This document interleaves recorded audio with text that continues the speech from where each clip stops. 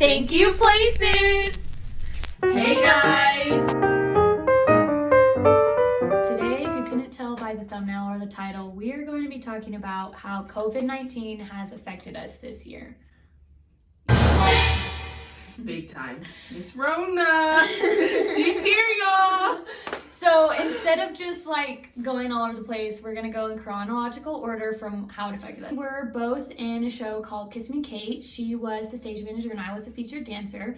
And we kind of knew that something was gonna change or happen, but they announced that school's going online, graduation is not in person anymore, and all of our shows, like we couldn't even be on campus. So all of our shows for the remainder of the spring semester either were postponed or completely canceled. And Kate actually got postponed to October, but then it's still too big, and we'll get to how school is now, but since it's a really huge cast, it completely got canceled. So rip our senior year. it was just a huge, but we haven't done a really big dancing musical since maybe Chicago or even 9 to 5, which was my freshman year. So and I wasn't even there for that.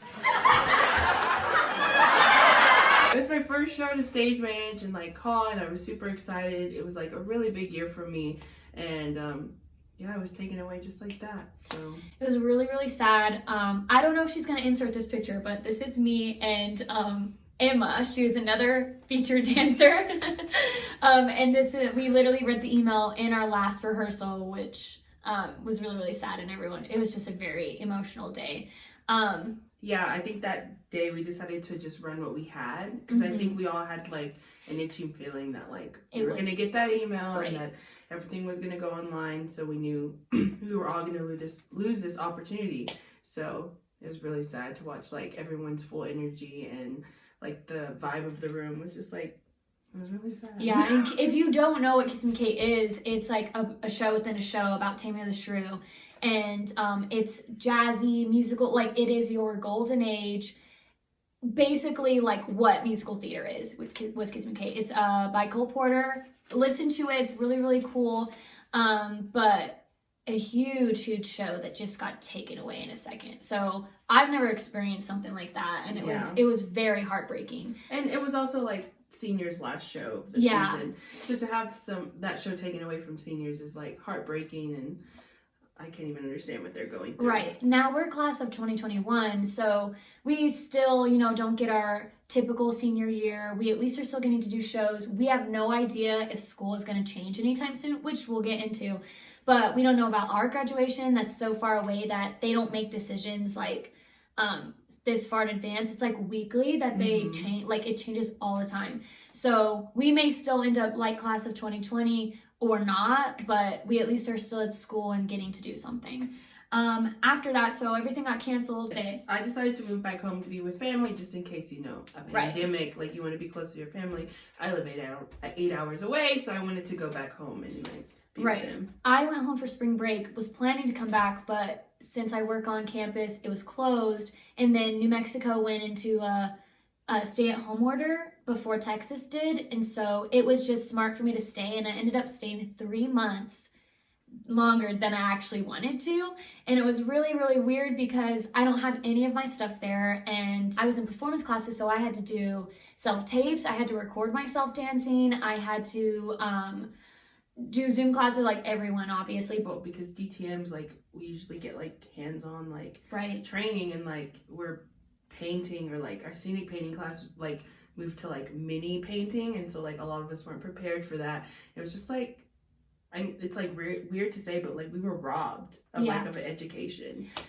I mean, even as juniors, it felt like well, what are we supposed to do? Like what are we supposed to do next year? We're about to go out into the real world, and kind of like entering this world that with what? Like we're so like, what is there? I mean, Broadway is not even going to open till maybe January, if that. So wear your mask. As a theater major, we need that in-person, face-to-face contact. We had some summer gigs that we got into, and that also canceled. I was going to be a dancer again in Texas, and that canceled, I think.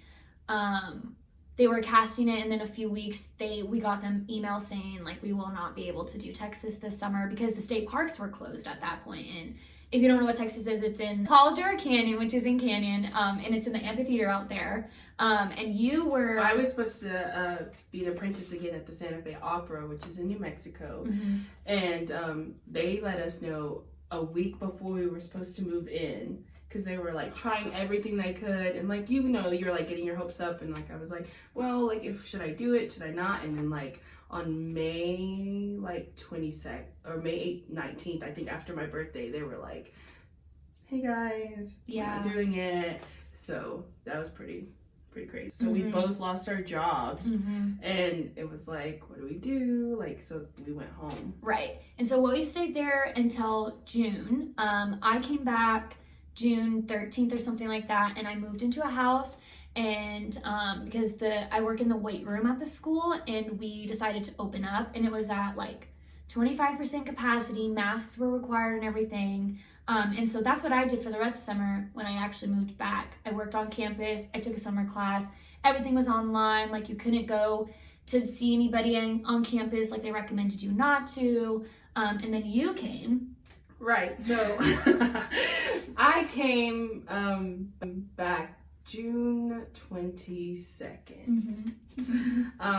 I wanted to like get my life together before school started, like kind of get back into the groove, because I was supposed to start working back in the scene shop that I work for, the theater department, in August. So I just kind of wanted to get like find another job before, so then I could like save.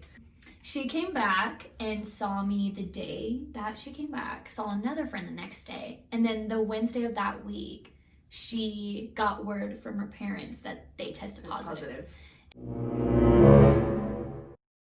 And automatically, all of us were kind of like, what?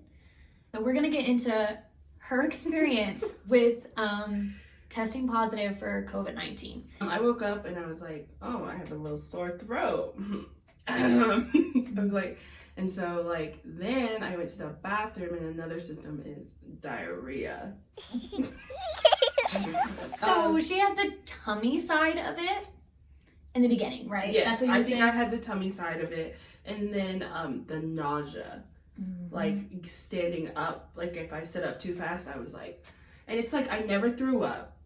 It was just like constant nausea. Like I wouldn't get to the point where I was going to throw up. It just always felt like that. Yeah. So I went to go get tested. And she called me like immediately after she got off the phone with your parents, right? Right, exactly. I was the first one, because she had seen me 2 days before, but she also saw her other friend the Tuesday. And I went ahead and got tested through the Walmart testing that Friday, because I felt fine. I had no fever. I didn't feel anything. And my roommates also decided to get tested too, just in case, because she didn't like hug them or was like around them, but she did come into our house. I was around her. And when we hung out, like we hugged once, maybe twice, hi and goodbye. And then whenever I was at your house, like we still were like apart enough. Yeah. And we were in the car together, but at that point, like you can really, the way you would get it so quickly is like if you share drinks, if you kiss or whatever and stuff like that. And that's none of that happened. Right, exactly. And so I got tested. The testing part, I was terrified. Like I'm like back into town and I have to get tested for COVID. So I was like super scared, and like they made me go on like the fairgrounds. It was like super sketchy, and like it was in a warehouse. And like I was trying so hard to keep it together, and like honestly it stung. Like I cried, but I think I cried mostly from like being scared and like not being around my family. So I got back, I went back home, and like my roommate at the time wasn't the safest person. So my family thought it was best that I just go back home and be with them and like quarantine with them. So. And I wasn't even like mad. It was nobody's fault. I was just so scared because I came back to Canyon to work.